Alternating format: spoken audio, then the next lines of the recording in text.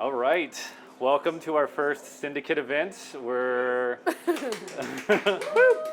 um, doing a few deep dives on some interviews. Maggie Hayes is numero uno. So, what is your DJ name? Miss Paradise. Very nice. How did you come up with that?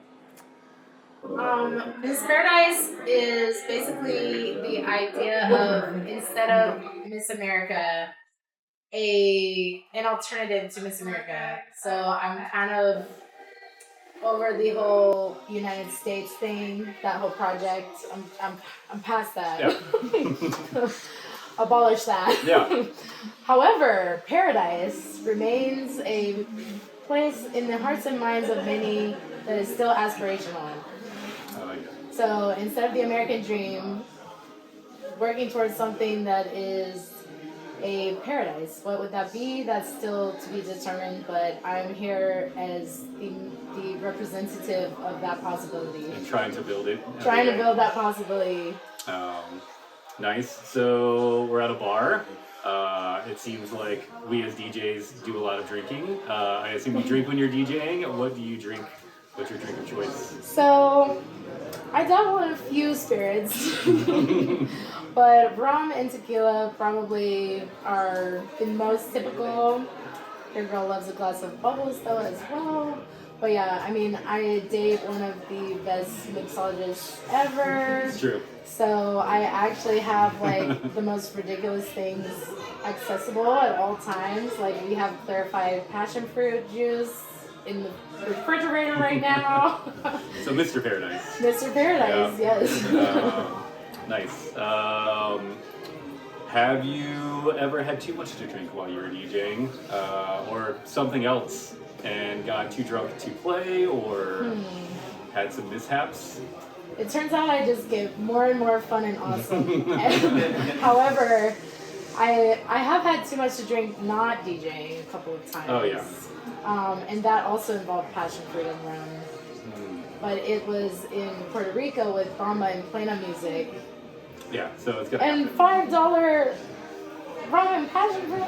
What's a girl to do? What's a girl to do? And I was tipping well, so they just kept making them stronger and stronger. I was in a losing battle from the beginning. Yeah, I think it's easier to drink and DJ because your mind is focused on something, whereas when you're dancing to somebody else DJing, it's easy to let loose a little too much, maybe. I feel like I do think it's a relationship that I have to be conscious of, because it's also that when you're a resident DJ, like at a bar, the bartender's love language is often feeding you alcohol, and so there is something about being like there was a point of time when I used to be at the roof of the Thompson Bar Julian, where my wine glass never emptied. It would just be continuously being filled in some quantity or another by the bartenders as a gesture of kindness. But at some point I had to be like, babe, there's no way for me to know how much wine I'm drinking if y'all just keep pouring it in there. So I also feel like taking breaks, especially wanting to be in this game for the long haul, our relationships to substances and letting the party carry on is important to me also. Definitely. Yeah. So tell me your musical progression. Like, what did you listen to when you're in your parents' car driving to school? Yeah. High school into now? Like, what does that progression look like? So I didn't get to listen to the music I wanted necessarily in my parents' car, but I got to listen to it on the school bus, and that was E93. I'm from Savannah. Okay. So that's E93, that's rap, But also, I feel like being exposed to...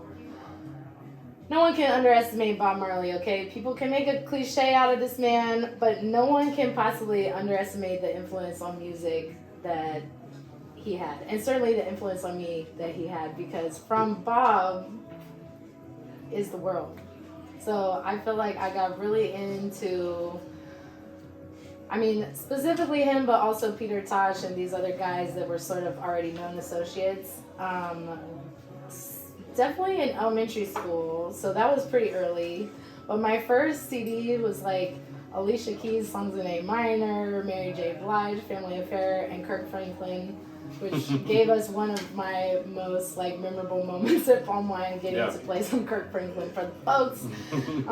But yeah, I feel like I had a lot of musical influence from friends that was very true to the South, true to growing up here.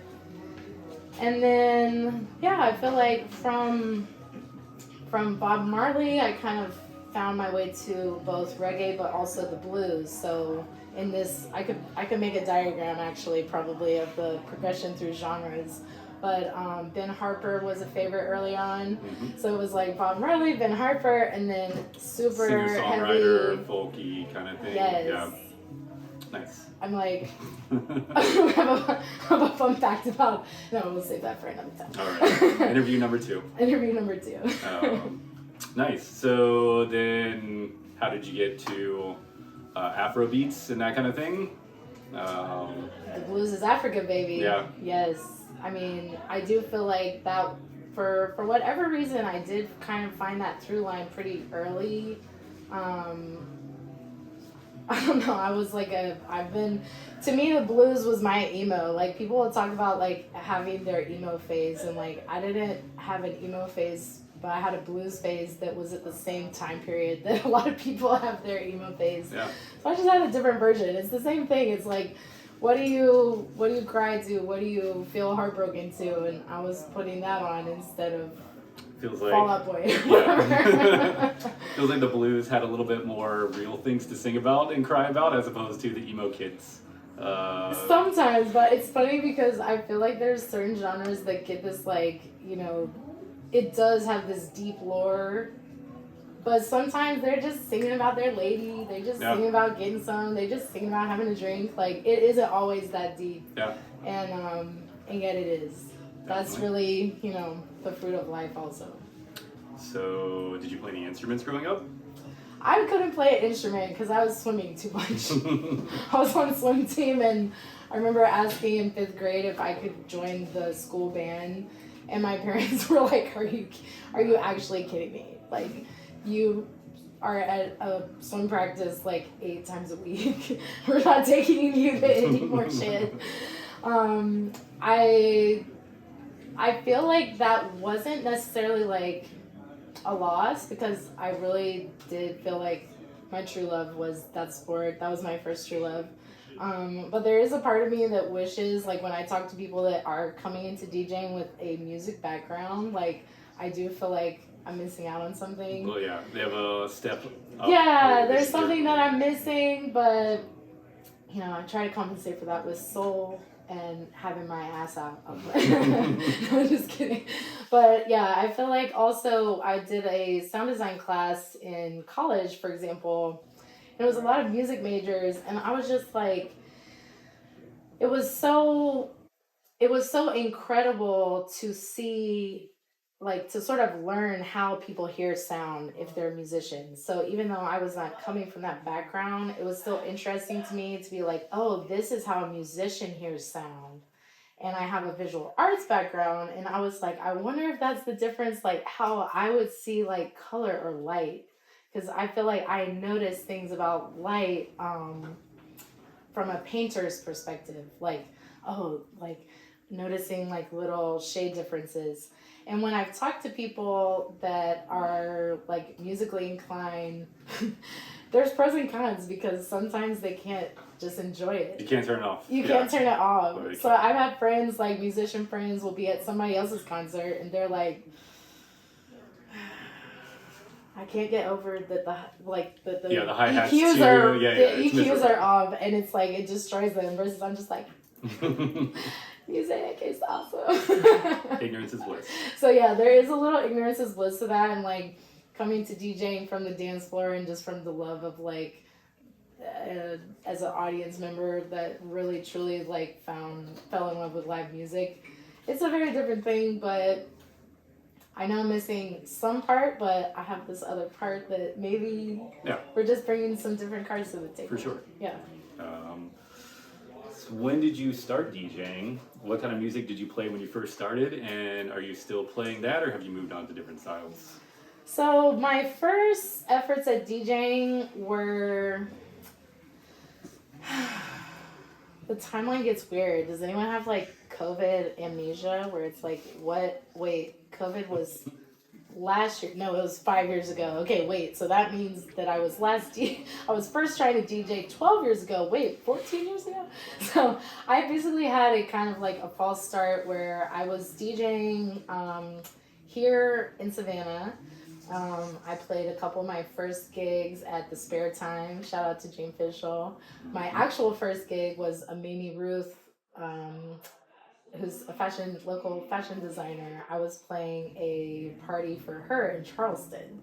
So that was my like actual first like gig after I got my gear, and I was at that time interested in collecting records, but I was kind of eclectic even at that point. But I loved playing hip hop. I played different things. I like to mix in, I had like blues records and things, and like to me it made sense to play those at parties, Yeah. even though that's not always the case now. I might surprise y'all shortly. Yeah. Might surprise y'all shortly.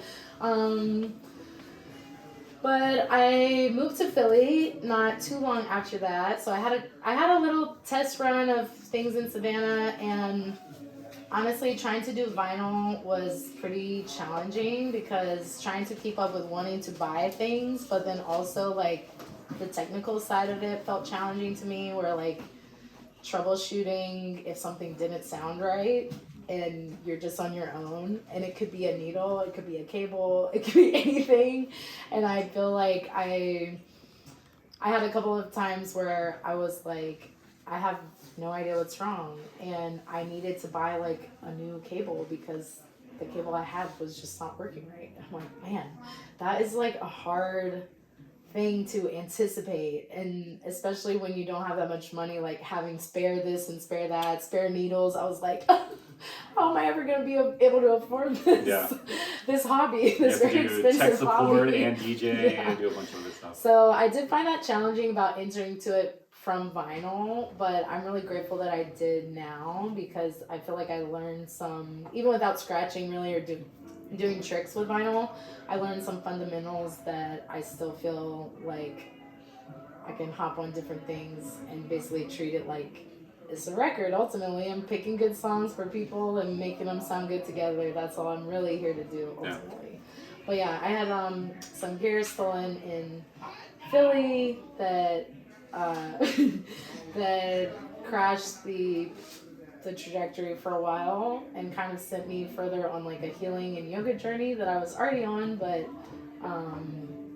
just took that very seriously for a while, and was still doing visual art the whole time.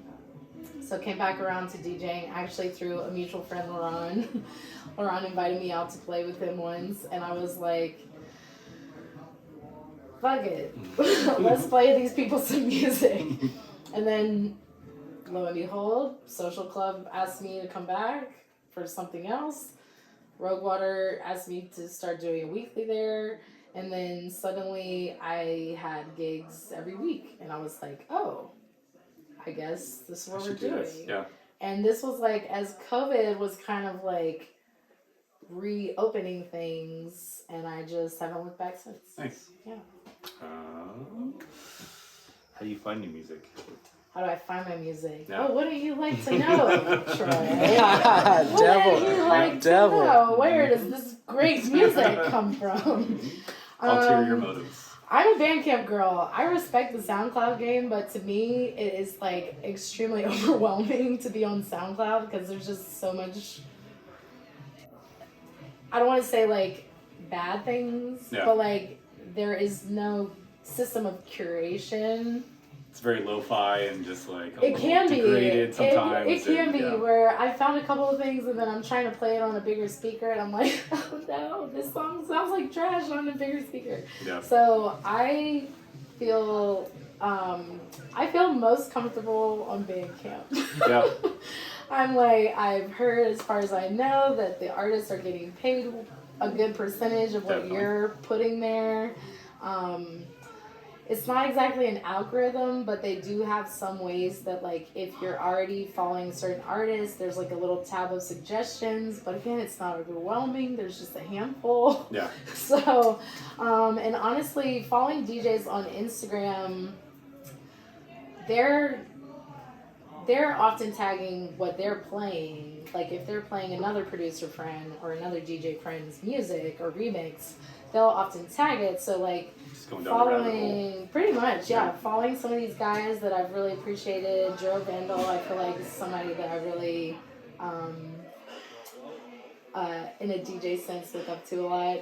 And yeah, if he tags somebody, I'm definitely gonna go like actually look them up, find their Bandcamp, listen to all their shit, and cherry pick if they've got stuff that actually Throw them in the bag. throw them in the bag. If it applies to my sets or applies to my own personal listening, I'll just buy it. Yeah. Few more questions. Okay. Tell me your dream event. My dream event. Yeah, if you're gonna have like a rave or a day, like who's Okay. opening, who's the headliner, who's Apparently I've closing? been waiting to be asked this for my whole life. So my dream event involves me having a private pool for everyone to be at. So we're in bikinis, where everyone's looking hot. Everyone has like coconut oil on them unless they're allergic. And they're shining, their skin is shining, they're tan and shiny and beautiful. I mean, that's a good start right there. We don't really need to go further. Kardashian Everybody bronzer, take that how you want. Is this a music event? It doesn't sound like it's a music event. It's a music event. There's music playing. But no, truly, I feel like that's my favorite habitat is the pool. It always has been. And my only aspiration towards wealth is to have a pool where I can have people looking beautiful and partying with me at. Sounds great. Yeah, I care what music is playing, but my dream event is literally like my best friends and all of their hot friends at the pool with me. Sounds awesome. Yeah.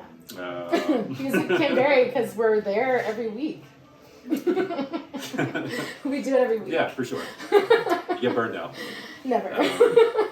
Well, when you're not DJing, what are you listening to? And I guess similar notes. If you're coming home late from a gig, what are you putting on the car? Nice. On the way Oh, home? in the car. Yeah. The car is often quiet time after the gig. Yeah. I'll be honest. I don't feel like Also, my car radio was broken for a long time, so that's part of it, maybe. Yep. I only just put in the key that lets you use your radio again. Do you have the little tape with the string that goes into your It's box the of the- CD option, but Okay. yeah, so no Bluetooth. I'm on like a 2008 Old school, yeah. Honda or a 1972 pickup truck, so radio.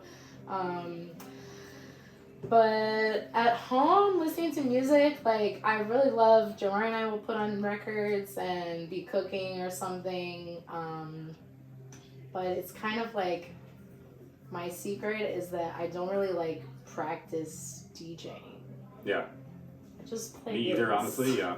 I love playing gigs and playing music, and I intend to practice more. That's on the list, but I don't have a lot of space in my house, and I'm just playing records, like It's like this is what I just like. playing them Yeah. all the way through. Like I have turntables where I can mix, and it's fun if you hear something that you want to kind of blend in. But like in theory, it's sort of, to me, DJing is kind of like using a camera. Like once you know the settings and understand like BPM is kind of like aperture, like you can just adapt to the situation. Yeah. Yeah. I like it. But yeah, I'll just throw in a record. He has a bunch of his dad's old records that are like, somehow in pristine condition from the 70s or 80s, and it's like great Latin music. Yeah.